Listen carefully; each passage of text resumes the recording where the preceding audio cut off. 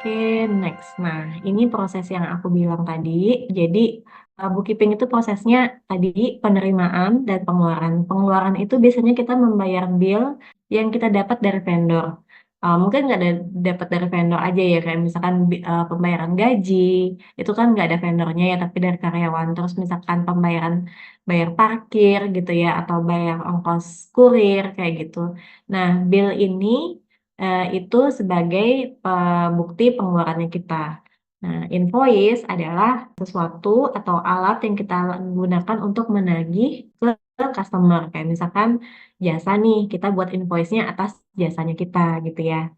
Nah, terus kalau misalkan dagang, biasanya invoice-nya berupa faktur apa kayak apa kita belanja ke supermarket ya. Nah, itu invoice bagi si penjual itu. Kalau bagi kita itu bill gitu. Nah, itu berupa invoice itu kadang berupa juga faktur gitu. Terus kayak misalkan perusahaan apa namanya manufaktur gitu setelah dia mempunyai barang jadi dia masukin ke usaha eceran. Nah, itu juga dia menerbitkan invoice kayak ada surat jalannya segala macam gitu.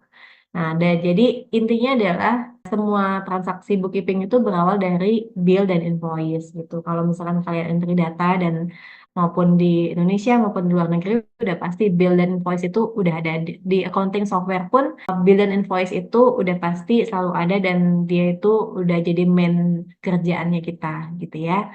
Terus dari yang berangkat dari bill dan invoice itu kita harus ngapain sih kalau sebagai bookkeeper gitu ya. Nah, kita tuh perlu cek tadi bill yang tadi kita dapat itu kapan ya mau dibayar. Udah ada belum ya cukup duitnya? Udah sesuai belum ya kalau kita punya budget gitu ya di perusahaan? Udah sesuai belum ya sama budgetnya gitu. Jadi kita harus bayar nggak atau di schedulein minggu depan atau bulan depan seperti itu. Terus abis itu kita perlu entry kayak misalkan tadi masukin ke accounting software atau ke Excel itu biaya apa ya gitu. Catat gitu kan di Excel. Terus yang tadi aku bilang juga itu harus di adjustment atau gimana. Kayak misalkan beli mobil itu harus dimasukkan sebagai biaya atau sebagai aset gitu ya. Nah, berangkat dari situ kita udah tahu tuh, oh dikategorikan dulu semua nota-nota, invoice, faktur segala yang kita punya.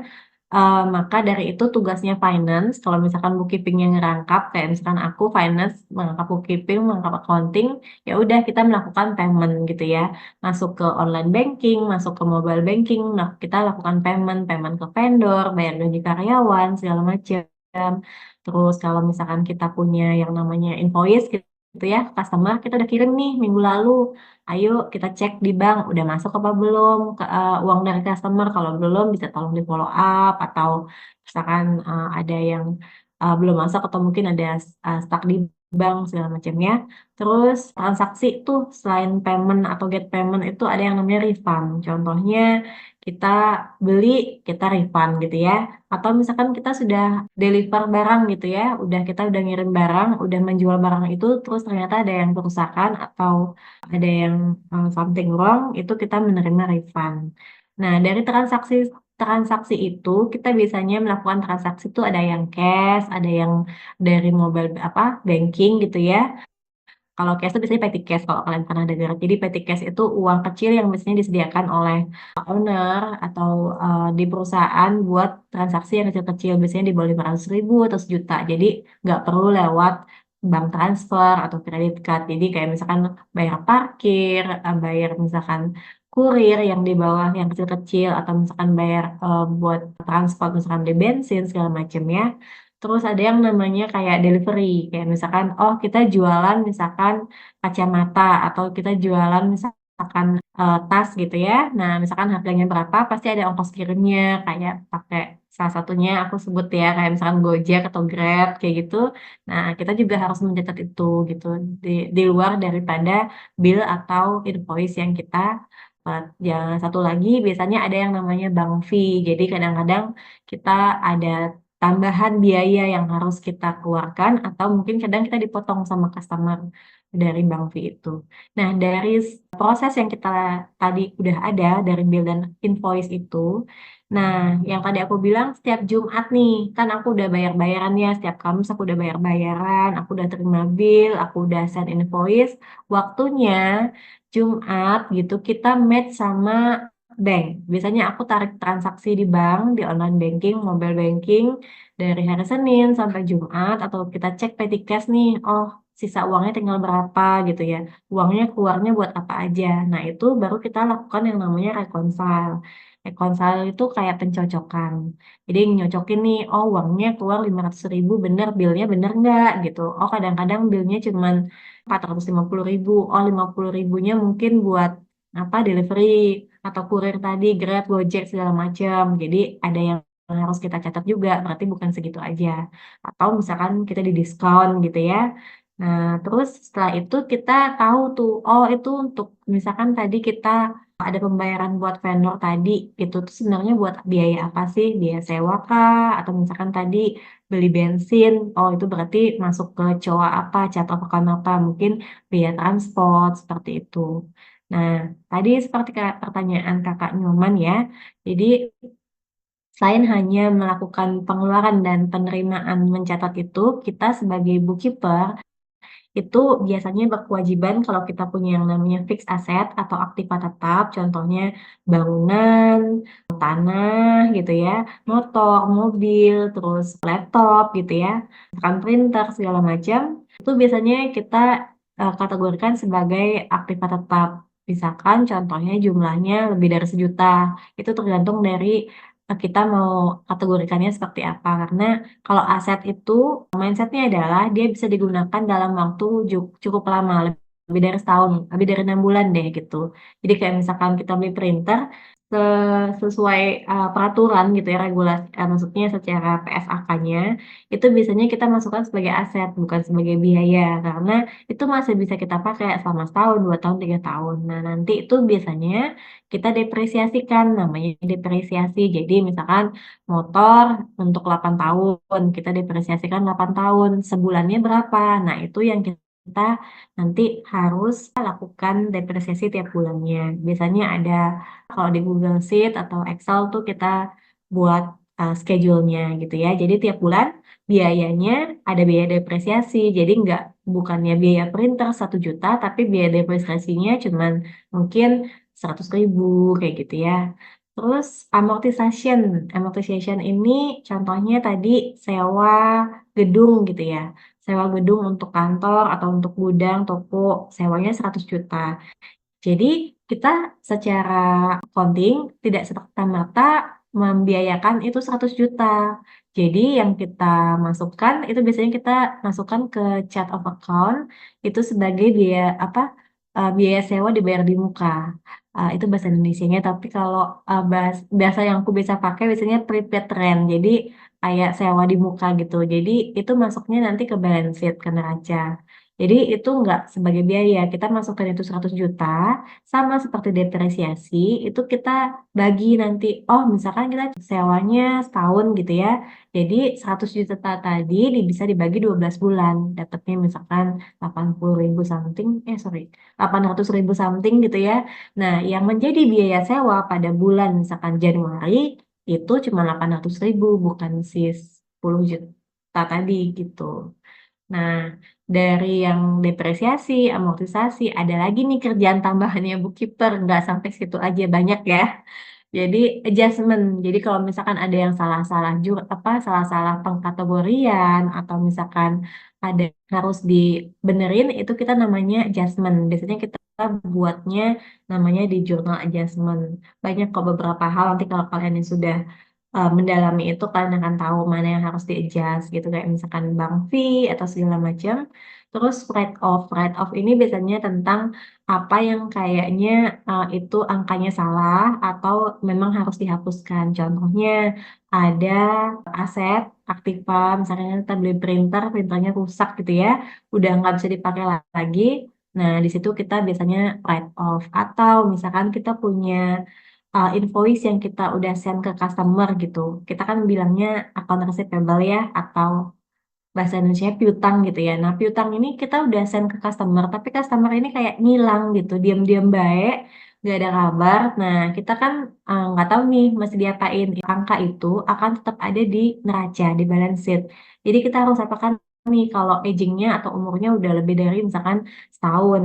Nah, kita ikhlaskan apa gimana? Karena kita udah kayak nggak bisa tagih, ya itu kita bisa dibilang kita write off. Jadi tinggal dibuang gitu ya. Jadi kita ikhlaskan, kita write off itu. Jadi kita nggak ada lagi tuh yang namanya outstanding piutang ke customer gitu. Itu kita serap sebagai biaya. Jadi kita udah ikhlaskan gitu ya. Terus in the end of dari semua itu kita udah melakukan pembayaran, penerimaan dari customer, ada depresiasi kalau ada, amortisasi segala macam.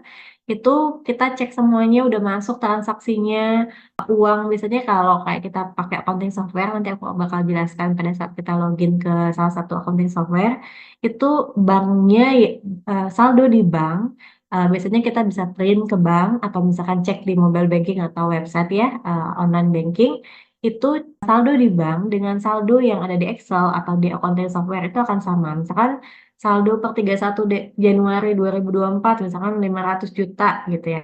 Di software kita juga harus 500 juta. Atau misalkan contohnya di rekap petty cash gitu ya. Misalkan kita punya staff operation atau misalkan anak magang atau misalkan uh, kita sendiri gitu yang handle petty cash itu kita kan buat rekapnya.